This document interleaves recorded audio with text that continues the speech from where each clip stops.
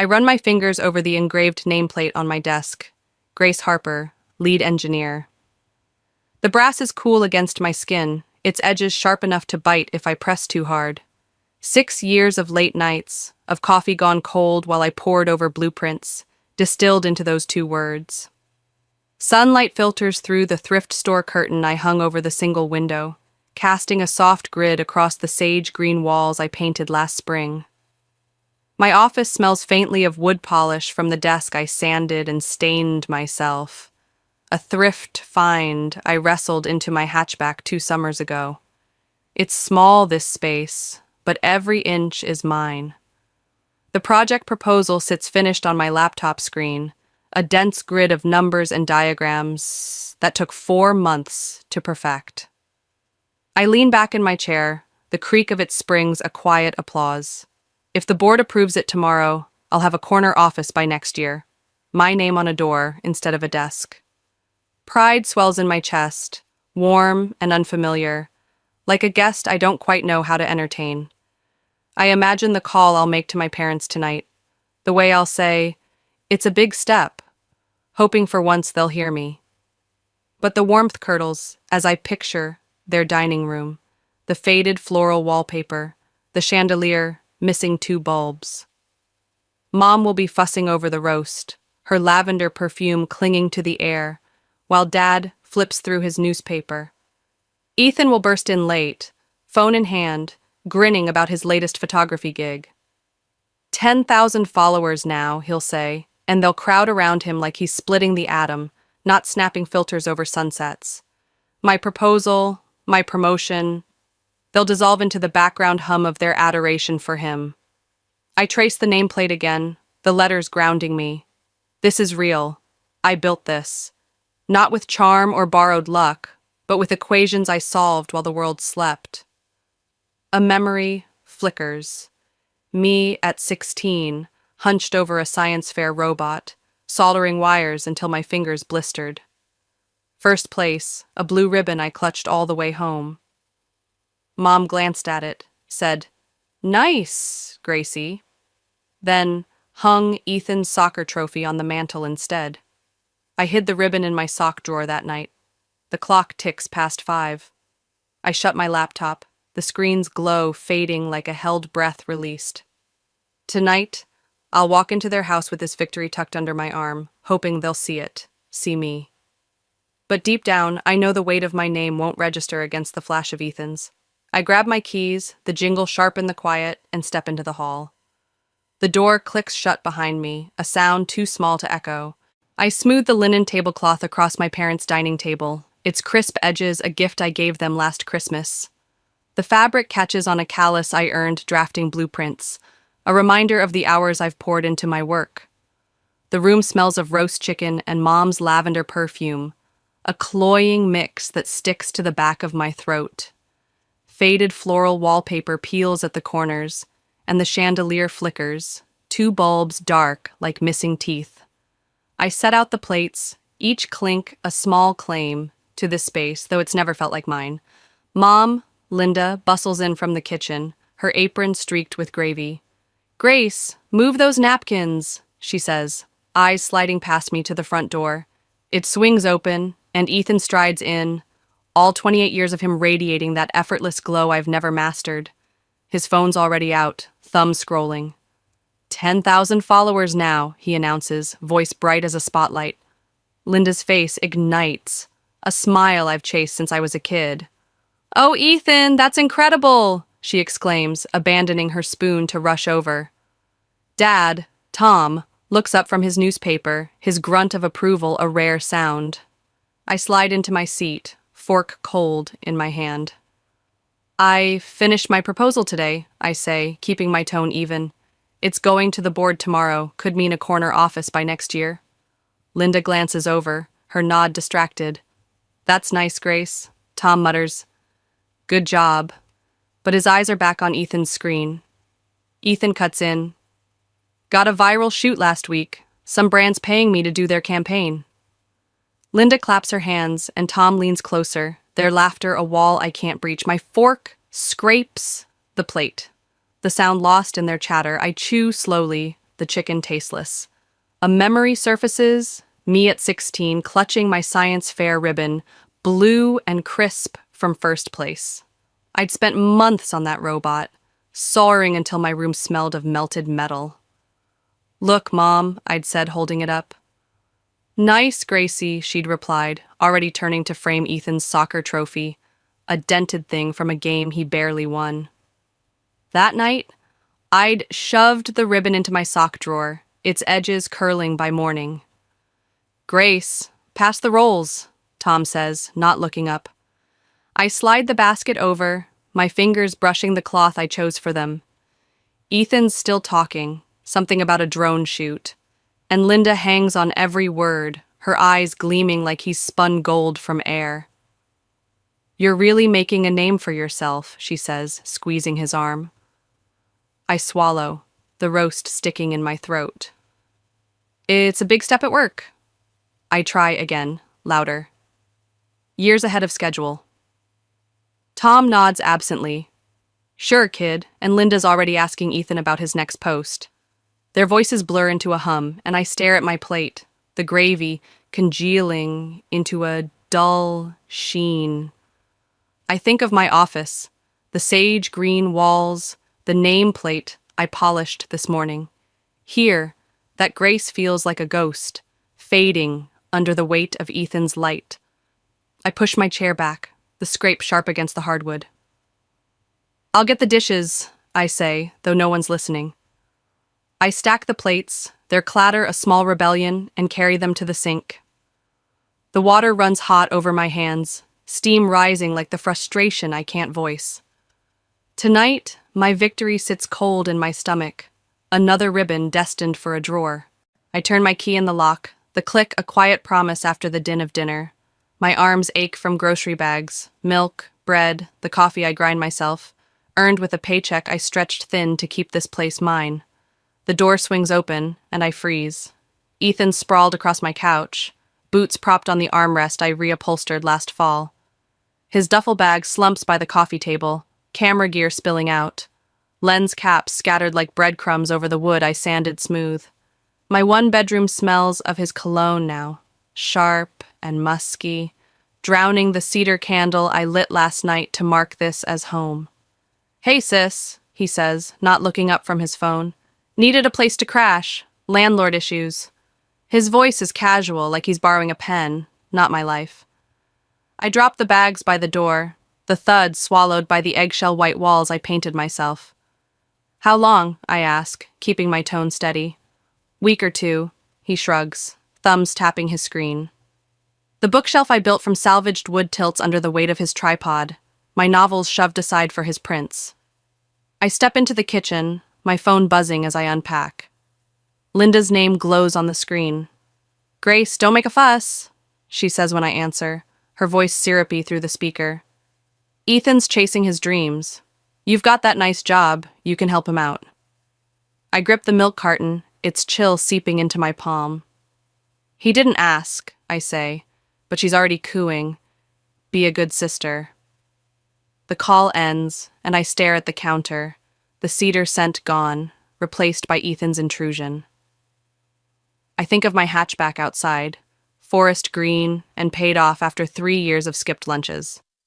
Of the desk in my office, stained by hand, where my proposal waits to change everything. This apartment, every nail, every brushstroke, is mine, not a crash pad for Ethan's whims. I walk back to the living room, arms crossed. "You can't just show up like this," I say, louder than I mean to. He smirks. "Mom said it's fine. Relax, Grace." His lens glints under my lamp, a stranger in my space. The air feels heavy, like it's pressing me smaller. I remember 16, my robot's hum at the science fair, the ribbon I won while Ethan kicked a ball for applause. He'd crashed on my floor that summer, too. Just a few days, until my room smelled of his socks for weeks. I swallow the protest, clawing up my throat, the words I've never said. This is mine. Instead, I nod, retreating to my bedroom. The door shuts with a soft click, and I lean against it, the wood cool against my back. I light the cedar candle on my nightstand, its flame flickering against the chaos beyond. The scent fights to reclaim the air, a faint rebellion against Ethan's sprawl. My keys sit on the dresser, the hatchback's fob a small anchor. For now, I let the candle burn, its glow a promise I'm not ready to name. But the weight of his presence settles like dust, and I know it's only the first crack. I step out of my apartment building into the parking lot, gravel crunching under my sneakers as dusk paints the sky a bruised purple. The air bites at my knuckles, crisp with the promise of autumn, and I tug my jacket tighter. My hatchback waits in its usual spot, forest green, its paint still gleaming from the wash I gave it last weekend. 3 years of skipped lunches and extra shifts bought that car, every dent-free inch a quiet triumph. I fish my keys from my pocket, the fob's weight, a familiar comfort, and head toward the space I've claimed for 2 years. My steps slow. The spot is empty. I blink, gravel dust stinging my eyes as I scan the lot. The hatchback's gone, just a stretch of cracked asphalt where it should be, outlined by the fading lines I've parked within 100 times.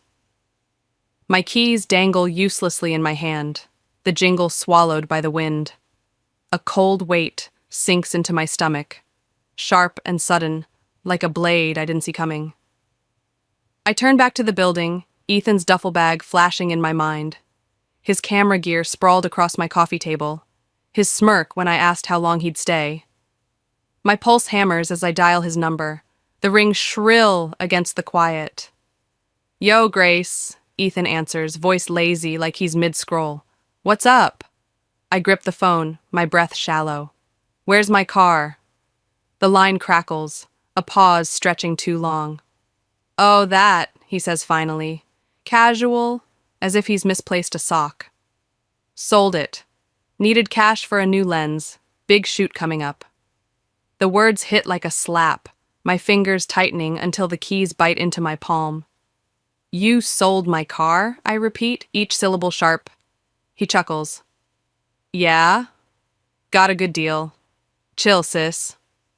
My vision blurs, the empty space a void swallowing every overtime hour I logged to pay for it.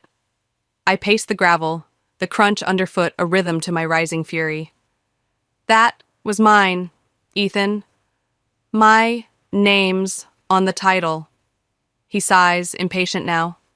"Family shares, right? I'll pay you back when this gig lands." I stop, the wind whipping my hair as I press the phone harder to my ear. "You had no right. Where's the money?" Another pause, then... "Already spent it. Lens was top tier." Before I can respond, Linda's voice cuts in, syrupy through the speaker. "Grace, don't overreact. It's just a car. Ethan's career is taking off." Tom grumbles in the background. "Family helps family, kid." The cold weight in my stomach hardens, spreading to my chest. I trace the outline of where my hatchback should be, its absence a physical ache. Every coffee I skipped, every weekend I spent at my desk, instead of out with friends, gone in a transaction they didn't even consult me on. "You stole from me," I say, my voice low, steady despite the tremor in my hands. Linda gasps. "We'd never..." But Tom interrupts, "You've got a good job. You'll get another." The call ends with a click, leaving me staring at the empty lot, rage building like a storm I've held back too long. I think of my office, the nameplate I polished, the proposal I poured myself into. Then 16, my robots hum at the science fair, the ribbon I won while Ethan's soccer games got cheers. They've always taken, assuming I'd bend. I clench my fists, the keys digging deeper, a faint sting grounding me. The hatchback wasn't just a car, it was mine, a line they crossed without blinking. I turn back to the building, gravel crunching louder now, each step a promise I'm not sure I can name yet. The wind howls, but it's the silence of their betrayal that deafens me. I unlock my apartment door, the click drowned by exhaustion after a 4-day work trip. My suitcase drags behind me, wheels scraping the hardwood I polished myself. The conference was a blur of applause. My proposal earned a standing ovation, whispers of corner office, trailing me to the airport. I'd lit the cedar candle before I left, imagining its scent welcoming me home.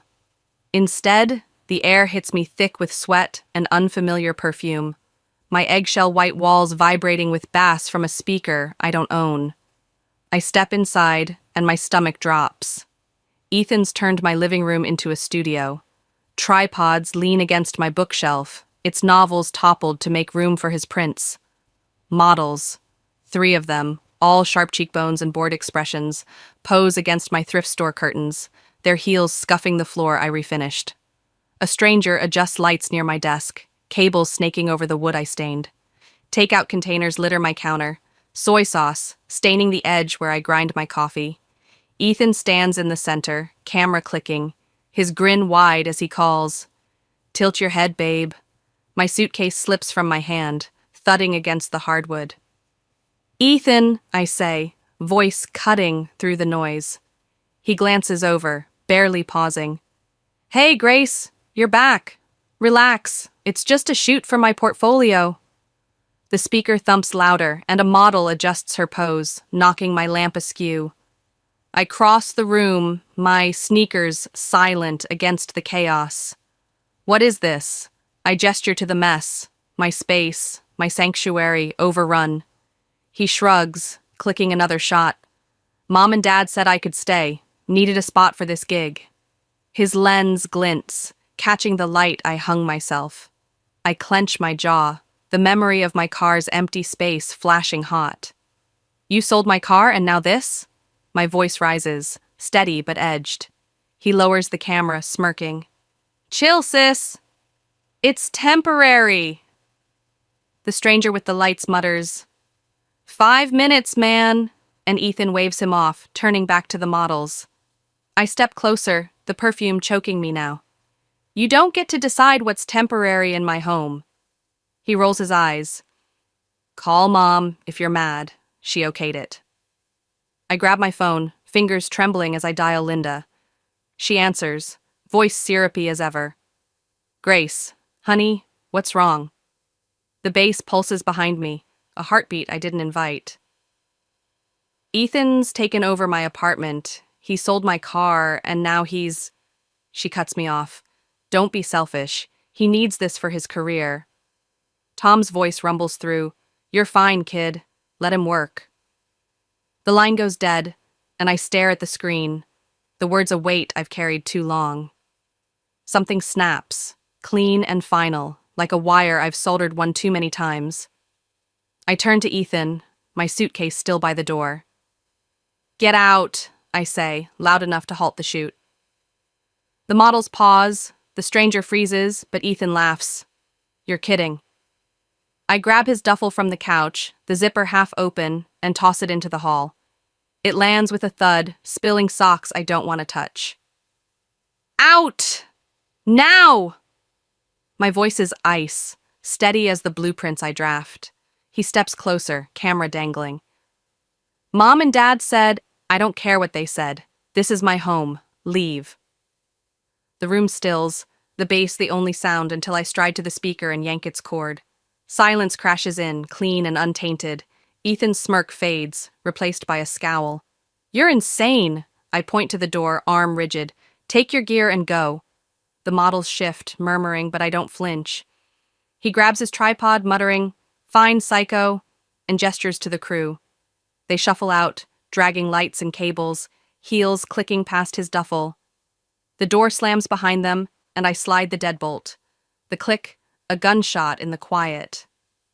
My hands steady as I survey the wreckage, my lamp crooked, my books scattered, my counter stained. I think of 16, hiding my ribbon while Ethan's trophy shone. Of my car, sold without a word. This is the line they've crossed too far. I light the cedar candle, its flame flickering against the chaos they left. The scent rises, reclaiming the air, and I breathe deep, my first full breath in weeks. The weight lifts, replaced by a resolve I can finally name. I sit across from Ms. Ellen Harrow in her office, the steel gray carpet muffling my footsteps as I slide a manila folder across her desk. The faint hum of a printer buzzes behind stacks of files, and the air smells of ink and old coffee. Sharp, utilitarian, like the resolve hardening in my chest. My evidence spills from the folder. Bank statements circled in red. The car title with my name bolded. Ethan's Instagram posts flaunting his new lens time-stamped the day after the sale. I've kept these records since 16. Every loan, every family favor that never came back.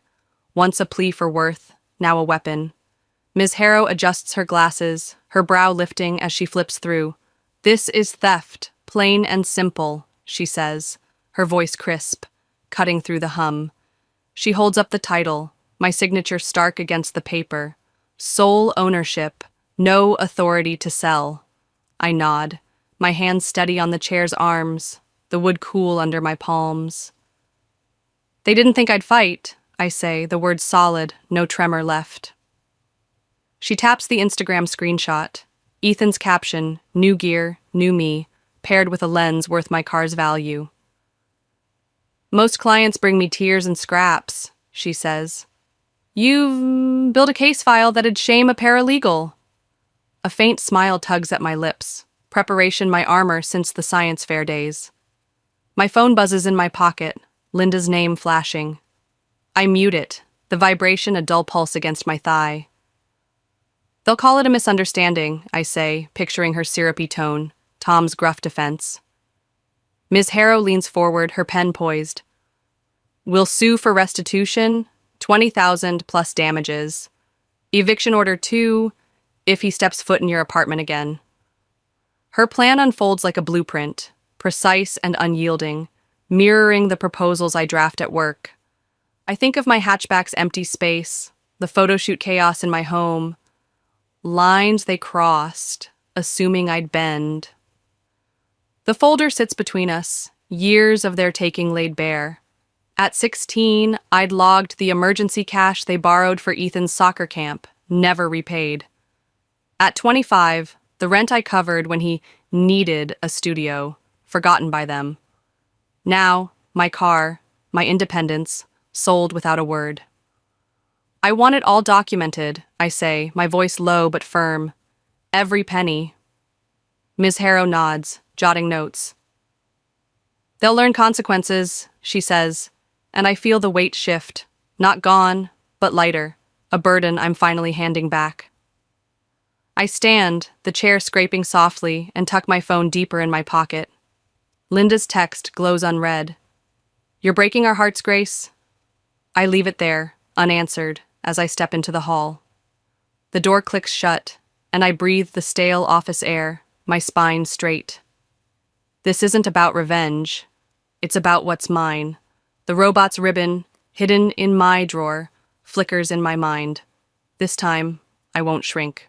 I sit beside Ms. Harrow in the courtroom, the polished wood benches cool against my legs as Judge Martin Powell peers over his glasses. My family huddles across the aisle, Linda's eyes puffy, Tom's suit jacket rumpled, Ethan scrolling his phone like this is a waiting room. The gavel rests on the bench, a promise I've built toward, and the air hums with tension, sharp as solder smoke. Ms. Harrow clicks the projector, my father's text looming large. "We sold your car. Ethan needed the money more." 12 words, casual theft bared to the room. I watch Tom shift, tugging his collar, while Linda stares at her lap. "Miss Harper has documented years of financial exploitation," Ms. Harrow states, her voice steady, slicing through the quiet. The screen flashes bank statements, $20,000 withdrawn the day after my car vanished. Then Ethan's posts, his lens gleaming beside captions of triumph. My title follows, my name inked alone, no co-signers. Judge Powell's frown deepens, his pen scratching notes as Linda whispers to Tom, her hands twisting a tissue. Ethan glares at me, his indignation a mirror to the betrayal I've carried since 16. My robot's ribbon dimmed by his trophy's shine. Their attorney stammers, "Family arrangements, Your Honor, misunderstandings." His words wilt under my evidence, years of loans never repaid, my car's value in black and white. I sit still, hands folded, the sage green of my office walls, a distant anchor. Ms. Harrow clicks again. Ethan's lens, my loss framed in likes and filters. Judge Powell removes his glasses, fixing my parents with a stare. This is unauthorized sale of property and exploitation, he says, his voice a blade. The court finds in favor of the plaintiff. 6 words, heavy as the deadbolt, I slid after Ethan left. Linda gasps, "We'll lose the house!" loud enough to echo, her tissue shredding in her grip. Tom's face pales, his hand gripping the bench. Defendants to pay $20,000 restitution, plus $10,000 damages and legal fees, Judge Powell continues, the gavel poised. I meet Ethan's glare, then Linda's pleading eyes, unflinching. You made this choice, I say, my voice calm, cutting through their murmurs. The gavel cracks, a sound like my apartment door locking, and the room stills. Justice tastes metallic, not sweet, but necessary, a wound stanched at last. I stand as Ms. Harrow gathers her files, the bench's edge pressing my thighs. Linda reaches for me. Grace, we're family. But I step past, her perfume fading behind me. Tom mutters, think about us, his voice softer now, cajoling. I don't look back. The courtroom doors swing shut, and I walk the marble hall, my heels clicking with purpose. The house where Ethan's C-average parties outshone my scholarships will sell. Symmetry I didn't seek. My hands are steady, the weight of their dismissal lifting with each step. I stand in my apartment, the hardwood gleaming beneath restored order, my books realigned on the shelf I built, the counter wiped clean of Ethan's stains. Sunlight streams through the window, catching the silver sedan parked below, its keys new in my pocket. The cedar candle flickers on my desk, its scent weaving through the air I've reclaimed. My nameplate, Grace Harper, lead engineer, sits beside my laptop, brass glinting as I draft a speech for next week's conference. My name's bolded in the program, a line they can't erase. I sip coffee from a mug I chose for its weight, the ceramic warm against my palms. My phone rests silent, no missed calls, no texts begging forgiveness. Linda's last message, "You're breaking us," deleted with the rest. Ethan, Tom, gone in 3 taps. Each press lightened the load I've carried since 16, when my robots' hum faded under their cheers for Ethan's games. The sunlight casts rectangles across my floor, unbroken by their shadows, and I breathe deep, lungs full for the first time in years. The apartment feels different because I do. The sage green walls I painted, the desk I stained, they're mine, not a stage for their taking. I think of the courtroom, the gavel's crack sealing a chapter I didn't start. The for sale sign swings at their house now, a moving truck swallowing their past while I drive forward. Symmetry, not triumph, marks the end, my 2-bedroom piece mirrored in their downsized reality. I shut my laptop, the speech half written, and trace the nameplate's edge. Outside, the city hums, indifferent to their absence. Inside, the only sound is my breathing. Steady, free, a rhythm I've earned. The candle's flame dances, its glow a quiet promise, and I let it burn. No ribbons hide in drawers here, no victories dim under borrowed light. I step to the window, the sedan's silver a glint of what's mine, and smile. Small, real, unshared.